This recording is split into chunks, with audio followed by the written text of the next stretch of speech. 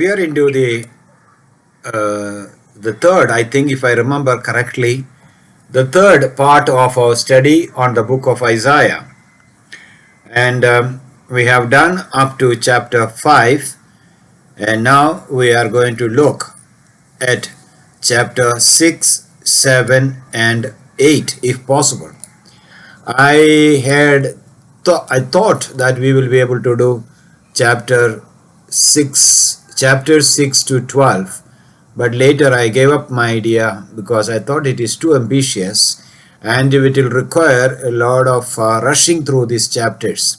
So I thought we will go a little slow, but if we are able to go through 6, 7, and 8 today, that would be a great achievement. So we start with chapter 6. And this is one of the passages that you might have heard many sermons from. And I have preached quite a lot of sermons on this passage. And many occasions I have used this passage because it is such a passage that is so thick with the theological ideas and also so much of depth for Christian life, insights for Christian life. This chapter can be divided into, actually I would divide it into 3 parts. The first part will be chapter 6, 1 to 7, the first 7 verses, which is Isaiah's inaugural vision, or the vision that launched him into a prophetic career. And the second part is the same chapter, verses 8 to 12, where we read about the commissioning. Or I can even, that is 8 to 12 will be the commissioning part, or God commissioning Isaiah for the prophetic ministry. And the third part will be the last verse of this verse, where it talks about the punishment for their sins and the hope that the prophet has as he enters the ministry of being a spokesperson for the Lord Yahweh. This prophecy begins, and if I read the first verse, the time and the location of the vision. This is about a vision that Isaiah had. In the year that King Uzziah died, I saw the Lord sitting upon a throne, high and lifted up, and the train of his robe filled the temple. We are not sure whether Isaiah had this vision in the temple in Jerusalem, or the temple is included in the vision. That is, put it another way, Isaiah was somewhere else, but he had this vision of temple where the prophet sees God. So it could be both ways, but it is more possible, I would like to believe that he had a vision of the temple where God, or the Lord Yahweh, is enthroned. That is better, instead of being physically in the temple. This is dated in the year that King Uzziah died. For many preachers, that phrase, the year King Uzziah died, is a red herring. It's misleading. So you might have heard people saying that Prophet Isaiah had this vision when after King Uzziah died. That is not true, because the internal evidence actually is against that, because the verse 1, the introduction or the title or the prophecy says the vision that Isaiah saw concerning Jerusalem and Judah in the days of Uzziah. So Isaiah has begun his ministry during the reign of Uzziah. And moreover, we know that in the first part of this series, I also have pointed out that probably, according to the chronicler's record, Isiah was a court historian in the court of Uzziah. So the year Uzziah died is only a time marker. That is, that doesn't mean that he had the vision after Uzziah died. See, in the ancient period, even sometimes even now, we refer to time by the key events of that particular year. You can probably say that people would say that the year that John F. Kennedy was shot dead, or the year India became a republic, without mentioning the exact year. So that was a significant event of that year. Similarly, the vision of Isaiah happened in the year that King Uzziah died, and it was not after his death, because the title and the other evidence we have says that when Isaiah began his ministry, Uzziah was alive, maybe for a few months. So the vision of Isaiah had nothing to do with the death of Uzziah. That's what I was trying to say. This king called Uzziah, there's a detailed account about him in 2 Chronicles 26:16-21. And Uzziah, the king Uzziah, he entered the temple and he wanted to enter the Holy of Holies, and something that the priest should not do. Though the priest tried to stop him, he still ventured, but at the same time, God punished him and he had leprosy on the forehead. It appeared suddenly. And leprosy in the forehead is evident. Everyone can see that. So they immediately pushed him out of the temple, because a leper, a sick person, particularly a leper, should not enter the sanctuary. And then Uzziah was declared to be a leper, and he was isolated, and his son Jotham became the co-regent and reigned along with him. And finally Uzziah died as a leper. And Uzziah was actually banished from the presence of God, presence of the Lord, for the rest of his life. And even if you go to Jerusalem now, you will see a small place across the Kidron Valley, across the valley between Mount of Olive, or that range, where there is a inscription which they found years and years later, which says, "Here the bones of Uzziah are buried, and keep away from it," or something like that. And that inscription was put there when they buried the bones of Uzziah. And that inscription is found, but exactly where it was and all that, what did they do with the bones, we don't know. But he was detested that way, even to the end. Even after centuries, his bones were considered to be had polluting effect. So nobody should go near the leper's bones. That was the end of Uzziah.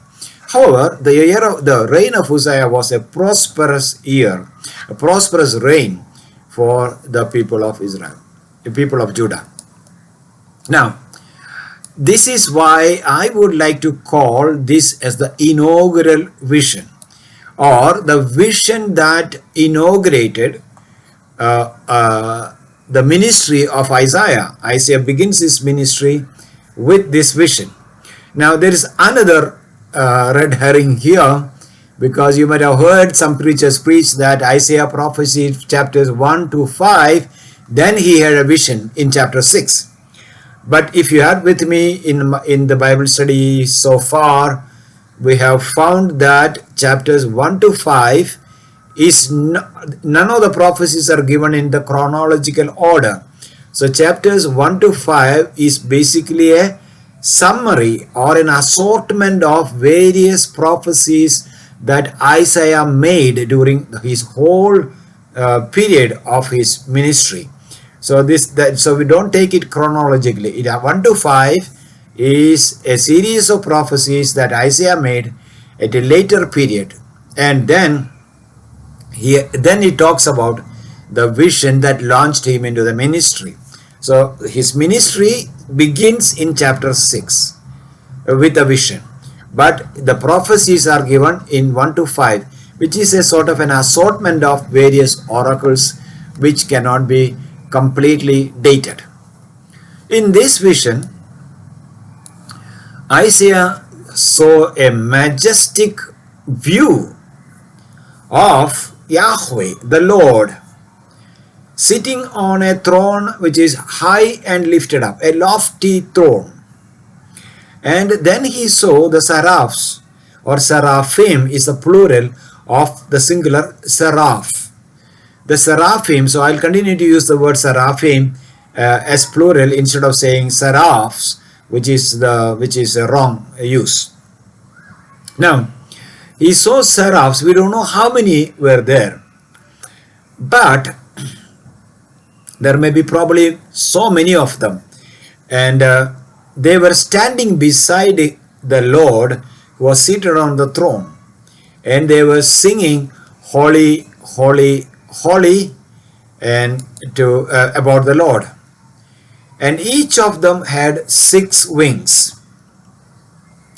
With 2, the seraph, each seraph covered his face, indicating that he could not stand the blinding glory of the Lord. And with 2, he covered his feet. That means the feet is a euphemism. It is, instead of saying genitals or a nakedness, the Bible sometimes uses the word feet. That is to say that he covered his nakedness. See, these are all put it in the in the masculine gender. And with 2 he flew. So this description tells us that there is awesome reverence before the Lord. They could not behold the glory of God, so they covered their face, and they were absolutely respectful of the presence of the holiness of God. So they covered their nakedness, and with the 2 they flew. Did they fly from one side to other? They were constantly in motion? No. There is no indication of that. But if they wanted to fly, they could have used the 2 wings that they had. Now, who are the seraphim? This is the only, we don't know. This is the only place we have this word or the reference to these creatures. These are heavenly creatures like cherubim, angels, and a whole lot of other creatures probably were there in the presence of God. It is not attested in the Bible, but there are some ancient West Asian pictures from ancient world where they have portrayed winged creatures in the presence of God, heavenly creatures, winged creatures. But are they seraphim? We don't know.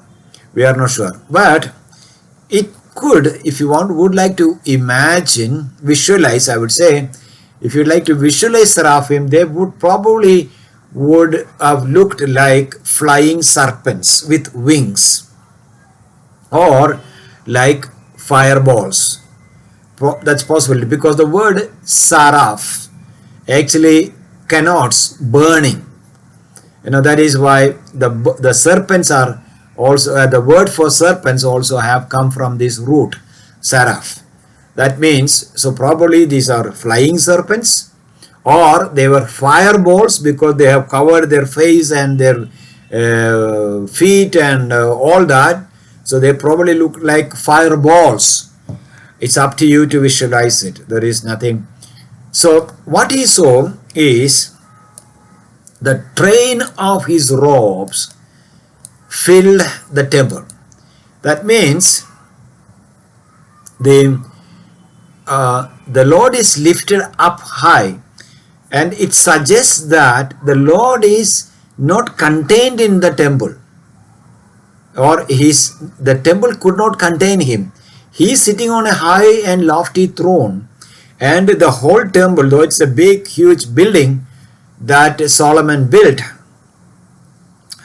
that huge space is only sufficient for the edge of the robe of God, the Lord Yahweh, which means the God was in size and in holiness and in his glory was much bigger than the temple itself.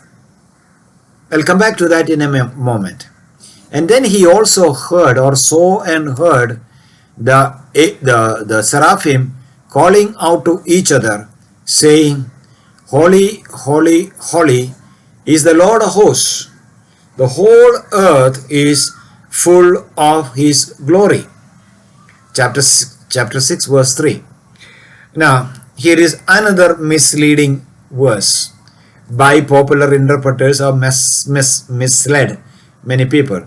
Here the word holy, holy, holy, even some ancient scholars, church fathers, have suggested that this is a reference to the Father, Son, and the Holy Spirit, which is wrong, because there is no explicit reference to the Trinity in the Old Testament. But holy, holy, holy, or repetition of an adjective, is the way how superlatives are expressed in Hebrew grammar, Hebrew language.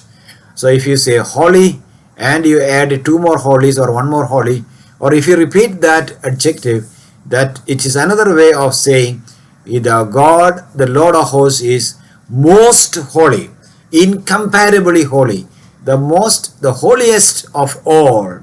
So that is simply the meaning of that. And then Isiah goes on to say, after seeing that, and this is verse 4, this is a vision that took Isaiah, or shook Isaiah's convictions or notions about the holiness and the majesty of God. In verse 4 he goes on to say, and the foundations of the thresholds took at the voice of the one him who called, and the house was filled with smoke. Now this is a reference to the God's presence. Even in Exodus 19 we have seen, and in many other prophetic books we also see allusions to that. When God descended on Mount Sinai or Horeb, there was thunder, there was trumpet sound, there was smoke, and there was cloud, and there was earthquake. Similarly, Isaiah has a vision similar to that Moses and Aaron and the people had at the foot of Mount Horeb.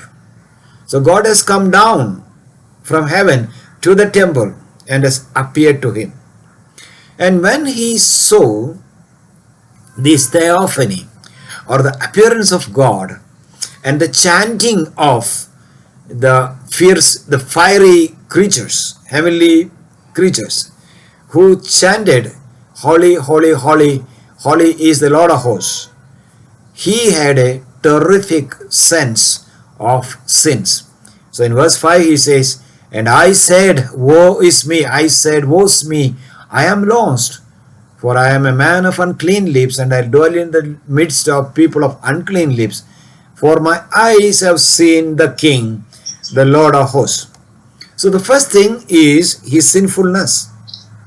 When he saw the glory of God and the holiness of God, he became suddenly aware of his sin and the sin of his people. But the most important statement in that verse is, that passage is, he declares, for my eyes have seen the King, the Lord of hosts. What does Isaiah mean by that? He used the word the King. But I already suggested at the beginning of this study that Uzziah was alive.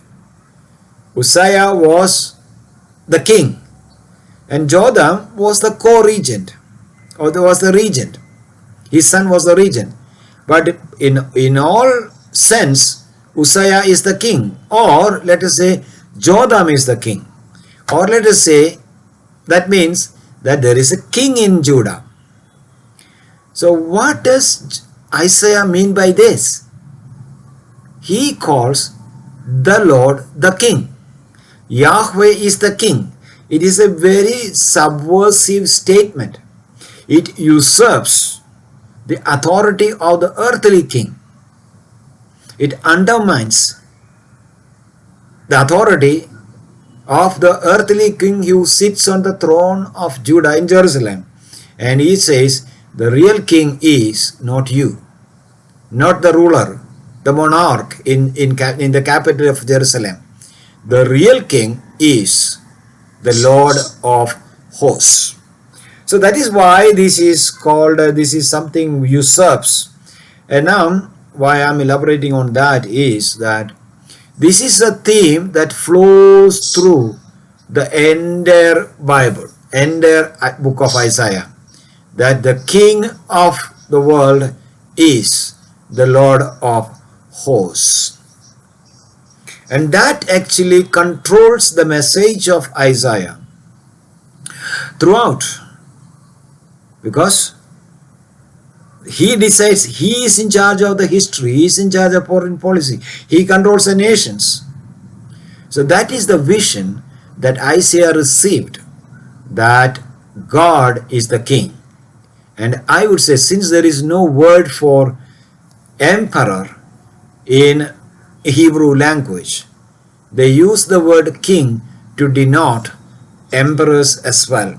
And the rest of Isaiah's message confirms that he saw the Lord Yahweh as an emperor of the whole world. And he describes him as the Lord of hosts. The Lord of hosts can be translated as the Lord of heavenly armies. That is how the New Living Translation consistently translates this word. It means God is in charge, or is the commander of the heavenly armies. Then verse 6 and 7 is Isaiah's cleansing. When he confessed his sin, one of the seraphs flew to him with a coal taken from the altar with a tongue, and then touches his lip and says, your sins are atoned for.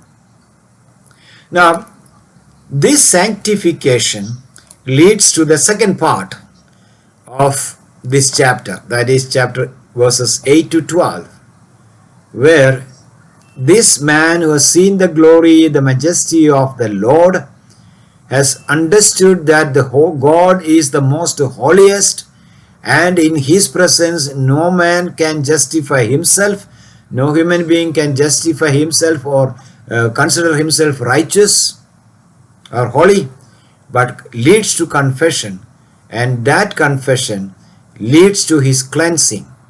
Then the second part is the commissioning. God sends him to the prophetic ministry, or he receives a commission to preach or speak on behalf of God. Now, and I heard, verse 8 says, and I heard the voice of the Lord saying, whom shall I send, and who will go for us? Us means the plural of majesty. That is, God describes or calls himself us, like any king would do. Then I said, here I am, send me. Now, what is remarkable in this passage is, unlike other prophets, see for example, Moses. When God called Moses, Moses did not go there immediately. Moses protested, no, I can't speak properly and all that. When God called Jeremiah, Jeremiah also had his own excuses. That is called prophetic protest, because they knew the seriousness of the task. So they protested. They said, if you can, please send somebody else, not me. But here we see Isaiah, without any protest, without any word of resistance, nothing. He accepts that. Here I am, send me. That is the impact of the vision on him. That impact of that heavenly vision on him. But I'm not going through all the verses. And the mission that God gave him was very difficult. This passage also poses a lot of problems, particularly theological problems, for interpretation. Now, what is the task given to him? Verses 9 and 10 of chapter 6. And God said, go and prophesy to these people. Keep on hearing, but do not understand. Keep on seeing, but do not perceive. Make the heart of these people dull, and their ears heavy, and bind their eyes, and they see and that with their eyes, and they may see with their eyes, and hear with their ears, and understand with their hearts, and turn back and be healed. So the mission is to blind the people and harden their hearts. That's rather strange. Why should a prophet be called to harden the heart of the people? This passage is cited in Matthew's Gospel chapter 13 also. Jesus cites this passage, saying that to say that there are people who will be unresponsive to the gospel message. Now let me simplify the whole thing. What God told him is, you preach, you keep on telling the people, warning the people, but he is also telling him, but your message may not be accepted, will not be accepted. It will only further harden the people. But that doesn't mean that it is Isaiah's problem. Isaiah is not hardening them. They're saying that go and preach. But the message, he says, warns. This is a warning for Isaiah.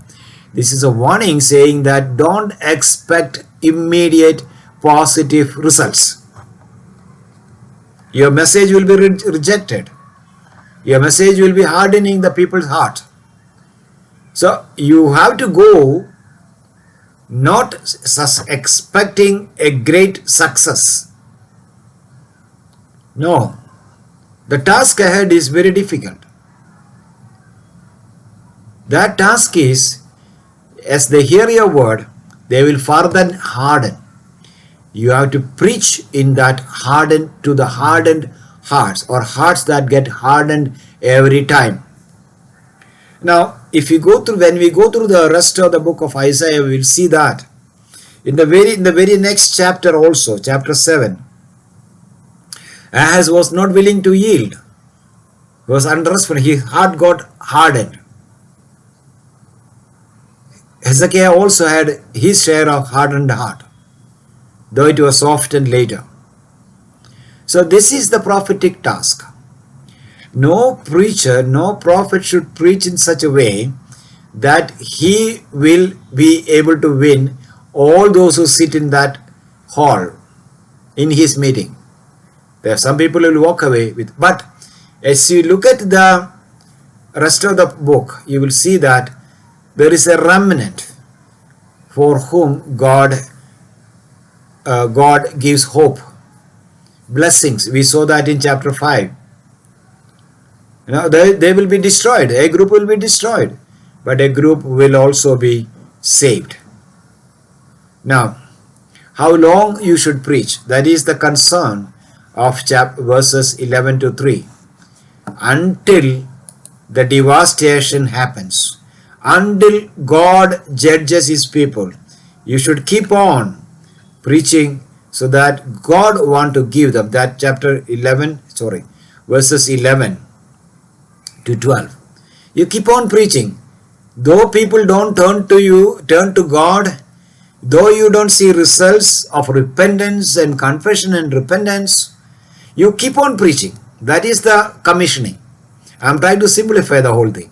The commissioning is that in response of negative criticism, the unresponsive hearts, and people not turning to you or to your message, keep on preaching until I bring judgment upon the unrepentant.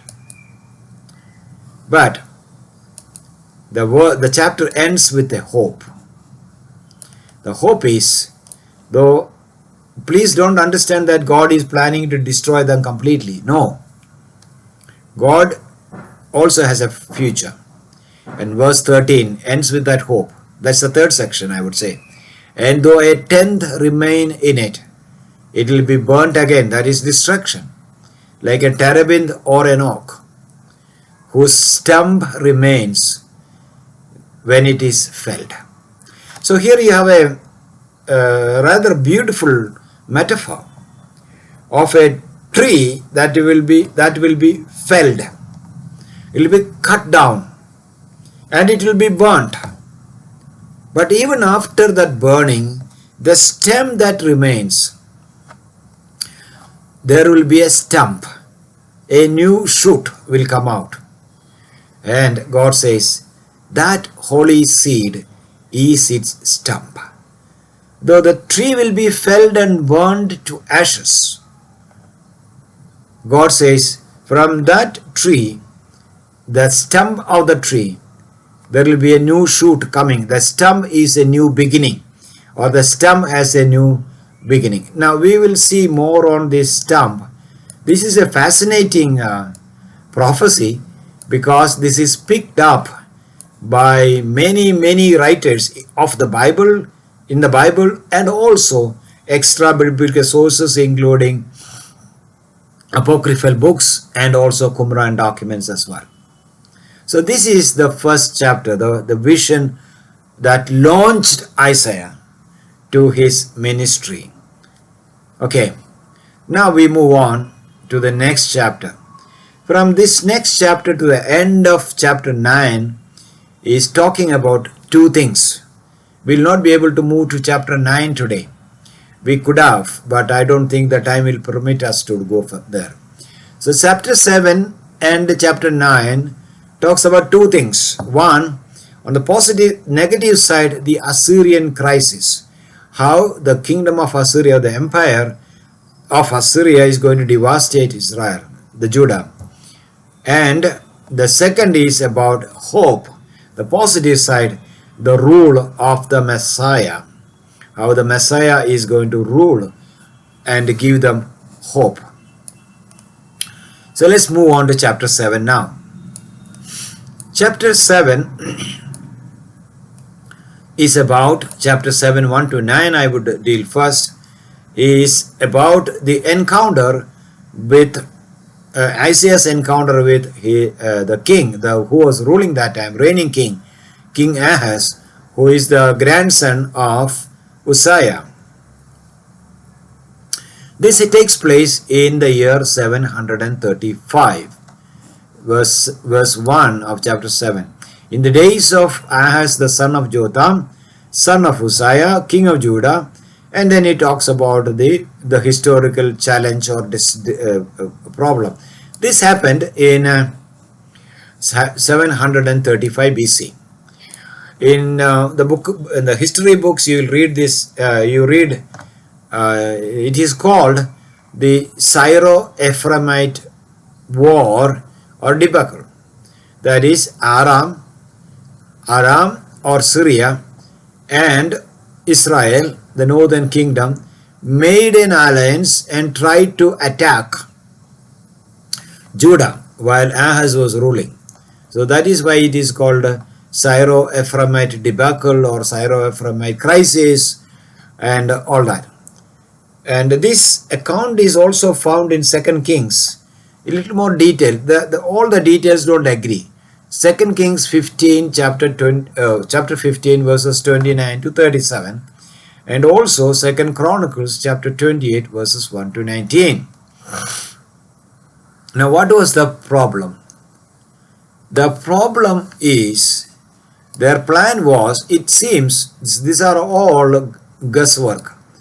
It could be that because Assyria was in a sense oppressing the northern nations like Aram and Israel, northern Israel, they probably tried to revolt, and they wanted Ahaz, the king Ahaz of Judah, to join their alliance.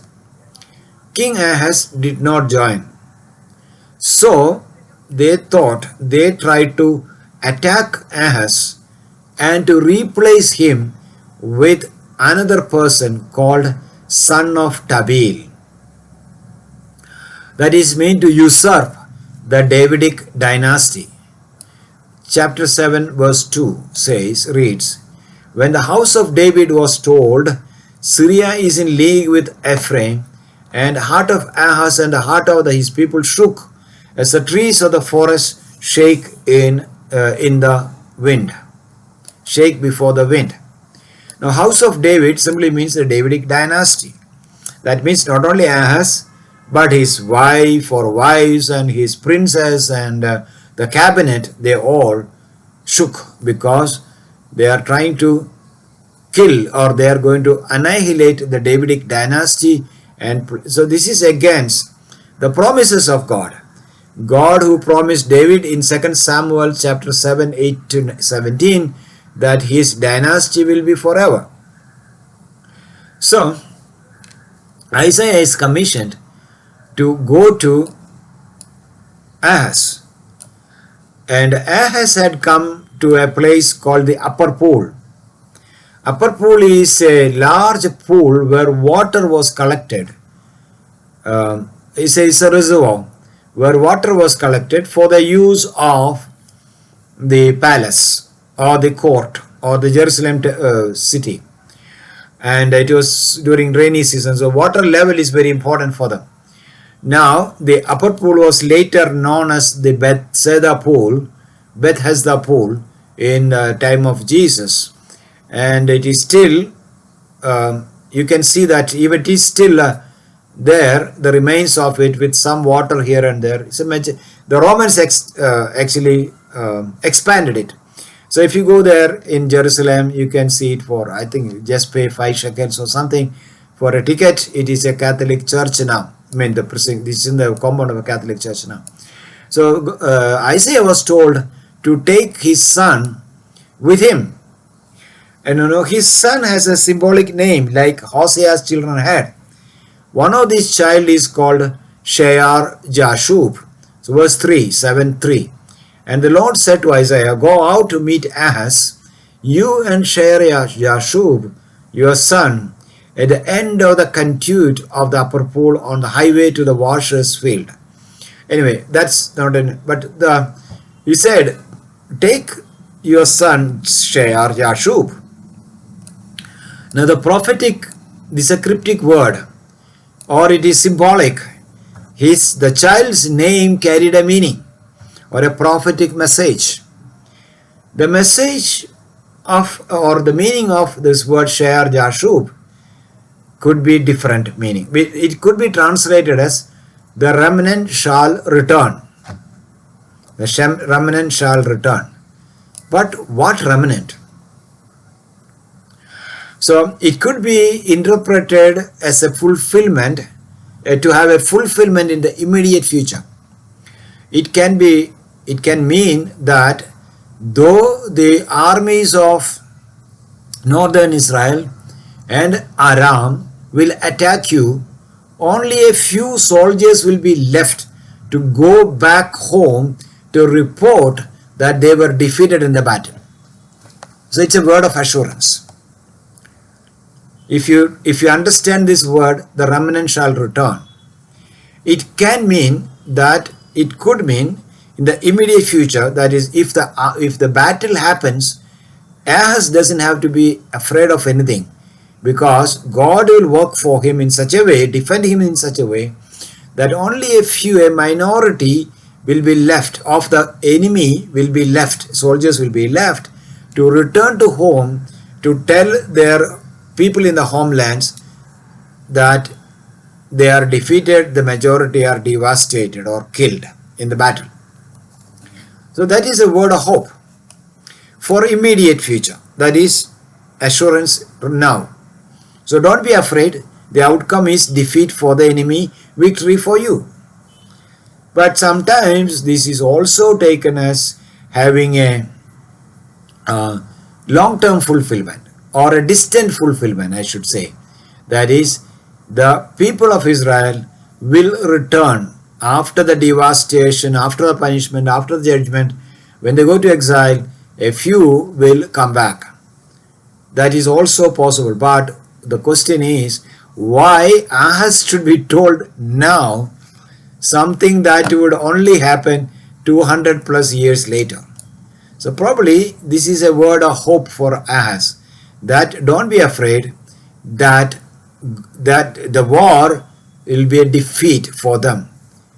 And these are, he is also told that they are actually the smoldering, they are actually spent forces. They are like the something, what you can say, something that is being burned, their energy is being used, the smoldering torches. So that prophecy really happened, because God said in chapter 7 verse 8, for the head of Syria is Damascus, and the head of Damascus is Rezin. These are the rulers, the ruler of the Damascus or Syria. Damascus is the capital of Syria. And within 65 years, Ephraim will be shattered from being a people. Now, Ephraim means Israel. So, what happened is that in the following year, Syria was conquered, devastated by Assyria. Assyria devastated Damascus. And in 670 BC, that is from 735 to 60, and you subtract 75 from it, around 670 BC, in the period of one generation, the people of Israel was destroyed. The northern kingdom was attacked or conquered by Assyria. Samaria was devastated according to 2 Kings 17:24, and they were scattered. So they ceased to be a nation. Even the memory, so within 65 years from this time, and after the destruction 721, it is for another 5 years, 50 years, the people lost their identity, completely lost their identity. They were not a nation. But only one thing God told him is, be bold. Don't shake as the leaves on a tree in the forest shakes in the wind. God sent Isiah with his son Yashub to assure him, God is with him, don't be afraid. And 7:4 he says, say to him, be careful, be quiet, do not fear, and do not let your heart be faint because of these two smoldering stumps of firebrands. They are smoldering, that means their smoke is coming out, they are no more burning. They are a spent force for the fierce anger of Rezin and the Syria and the son of Remaliah. And God said, don't be afraid, but you just do one thing. You need to trust me. And verse 9 says, and the head of Ephraim is Samaria, and the head of Samaria is the son of Remaliah. And if you are not firm in faith, you will not be firm at all. And he gives this message, trust in God. Now, Ahaz failed. In order to affirm that what God said, confirm what God said through Isaiah, you ask me a sign, I will give that sign. That means I will I will confirm this promise or this word I spoke. Don't be afraid of these foreign enemies. They are a spent force, or they are being spent. You trust in me and I will rescue you, deliver you from. But he failed. And the remaining verses of this chapter is about what we can call the sign of Emmanuel. If you read chapter 7, verses 10 onwards, it talks about a child who will be born. 7:10. Again the Lord spoke to Ahaz, ask a sign of the Lord your God, and Ahaz refused to refrain. And God, in verse 13, was so frustrated with him. He said, I am assuring you, and also confirming that I am willing to stand by that. I can give a sign that this is my word is true. But God, he did not believe him. And then God, as a word of judgment, he says in 14, therefore the Lord himself will give you a sign, because the virgin shall conceive and bear a son, and shall call his name Emmanuel. Another passage in Isiah which poses its own difficulties. It says, the virgin shall conceive and give birth to a son, and she will call the son's name Emmanuel. So, though you are not willing to accept a sign from me, I am giving you a sign, and that is a sign of Emmanuel. Now, this passage, this particular verse creates a lot of problems of interpretation. The word used here in Hebrew can mean two things. For virgin, though it is translated as virgin here, it can mean two things. One, it can simply mean an unmarried woman, a woman who is not married yet. And that means Emmanuel will be her first child. It can also mean a virgin. And with high moral standards in ancient societies, particularly Israelite societies, an unmarried woman is a virgin, or supposed to be a virgin. So, these words can be interchangeably used. So, a virgin shall give birth, but the problem is, will this birth be without consumption, a human agency, a man, as a result of man-woman relationship? Or is it a supernatural thing? But this verse is used when this translators, Septuagint the Greek in the 2nd century BC, when a Hebrew Bible was translated, or Prophet Isaiah was translated into Greek, those people, translators, used a particular word which means Parthenos, which exclusively means virgin. And that is the quotation we see in Matthew's Gospel, chapter 123. Now, when you study the prophets, the books of the prophets, I think I had mentioned in some earlier classes that we should think of the possibility of single fulfillment and multiple fulfillment. One given prophecy could have one fulfillment, but it also could have more than one fulfillment. It is like a mountain range. You see a mountain peak, and then you climb over that mountain peak. And from the top of that mountain peak only, when you reach that mountain peak only, you can see another mountain peak which was actually hidden from your view before you climbed on the first peak. So similarly, this prophecy had, I believe, had two fulfillments. One, during the lifetime of Isiah, and also the king Ahaz, it was fulfilled through a woman who gave birth to a child whom she called Emmanuel. Emmanuel means God be with us.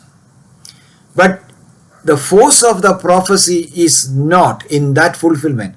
Even though it is fulfilled during 8th century, it had immense force. We call it eschatological thrust. It had a force built in it so that it had something more to be fulfilled. And that was fulfilled about 1200 years later in BC 4, when Mary was conceived by the Holy Spirit as a virgin and gave birth to Jesus Christ, who was God with us. So this verse can be understood in these two different ways. But let us not get into the New Testament side now, but let us focus on, for the rest of our study, to the first fulfillment of this prophecy in the days of Ahaz and of Isiah, or their period, their history, during their history. Part of it was fulfilled during Ahaz's time itself. Now, the prophecy goes on to say that during the, let me read chapter 7, 15 to 17, then I will explain. And this child will be born to a virgin, maybe as her first child, and then talks about Emmanuel. What is the sign? He shall eat curds and honey when he knows how to refuse the evil and choose the good. That is, before he is able to make moral decisions, and that is refusing the evil and choosing the good. You know, a child has to, at least they say, some traditions say 16, where he is responsible for his own decisions. But even in an earlier stage, the child knows what is wrong and what is right. But he will be eating curds and honey when he knows. What does that mean? Curds and honey could mean that some distraction. When there is a lot of milk and there are not many people to drink that milk, that turns into curd. And when the all habitable places where people live has turned into forest because they are devastated, there will be a lot of wild honey. That is one way of understanding it. So it's talking about a distraction that is coming. Verse 16. For before the boy knows how to refuse the evil and choose the good, the land of those kings, the two kings, that is, land of Aram or Syria and of Israel, you dread will be deserted. So they will be destroyed. When this Emmanuel was young, the Lord will bring upon you and upon your people and upon your father's house such days as has not come in the day that Ephraim departed from Judah, the king of Assyria. So the sign is that during the lifetime or the early childhood of Israel, this child, who is God's sign, the kingdoms of Syria, the nation of Syria and the nation of Israel will be devastated. Not only that, Judah will also be devastated. They will become under the power of Assyria, and this was fulfilled. In 732, Syria or Aram fell to Assyrians. And 733, that is a year before, the Assyrian kings, according to 2 Kings 15:29, attacked the northern part of Israel and took Galilee, Gilead, and a lot of other places as well. And eventually, 721, northern Israel was completely devastated. And then the Assyrian fury did not end there. They even attacked, or they actually made Judah, Ahaz's kingdom, during Ahaz's time, an Assyrian dependency. Now, He says that that day is a day of devastation. The population will be diminished. It's a punishment for not trusting in God, in Yahweh. And in verse 27, chapter 7, 21 to 22, the last verses, there is a description of how the population will be completely diminished to a large extent. 21 says, 7:21, in that day a man will keep alive a cow, young cow and two sheep, only one cow and two sheep. And because of the abundance of milk that they gave, he will eat curds for everyone who is left in the land. The land will eat curds and honey. Again, see this picture of people eating curd, because they will have plenty of milk, not because these are high yielding cows and goat, because whatever a young cow and a two sheep can provide, that milk will be in surplus, because there is very few people to drink that milk, because the population will be diminished. And even that milk that remains will turn into curd, and they will eat curd besides milk, tummy full, and they will have honey as well. The honey may be an indication that there will be plenty of wild honey, because all populated areas will be destroyed. Now this is the punishment for disobedience. Disobedience in the way that not being able to trust God. At a time of threat, when they were threatened, God sent Ahaz and his son with a symbolic name, saying, you don't have to be nervous, you don't have to do anything, you just trust and obey God.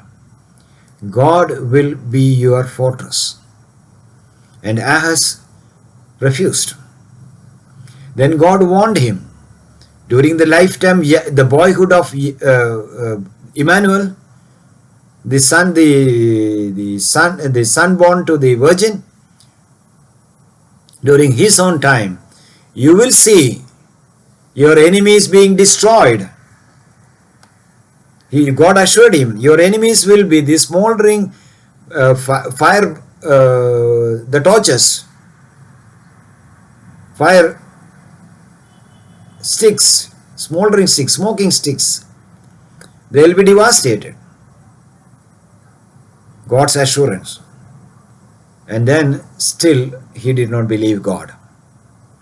What did he do? He appealed to Assyria, and Assyria came to help him. But Assyria devastated northern Israel, and Syria, his enemies, he laid claims on Judah. And rest is history. We will come to that later. Ahaz, who did not trust God, had to pay heavy tribute to Assyria. He lost some territories. He had to install an Assyrian altar in the temple of God. And that sin of Ahaz was carried over to his sons as well.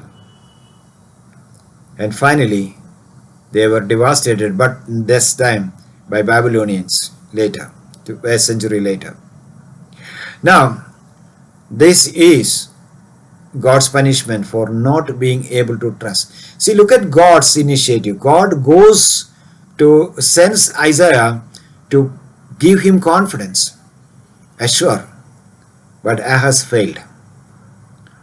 That's the story that repeats again and again, rest of the book of Isaiah, and also in the book of the prophets who followed them. They failed to king. But Isaiah is convinced, because of his inaugural vision, the inaugural vision had convinced him that the real king is not Ahaz. There's a king above Ahaz, whom he has seen in the vision. The king, the Lord of hosts, the King who commands the armies of heaven and also on earth. And that's the vision that convinced Isaiah that here there is nothing to be afraid but trust and obey. There is no other way, as the hymn writer has said, to be happy in Jesus. The hymn writer, there's an ancient hymn that says, an old hymn, I should not call it ancient hymn, trust and obey. That's the only way to be happy in God. That's the message today. We could not move on to chapter 8 because we spent quite a lot of time in detailed study of chapter 6 and 7. And when we meet next week, definitely we will be dealing with chapter 8 and 9, God willing. God bless you and have a very good night.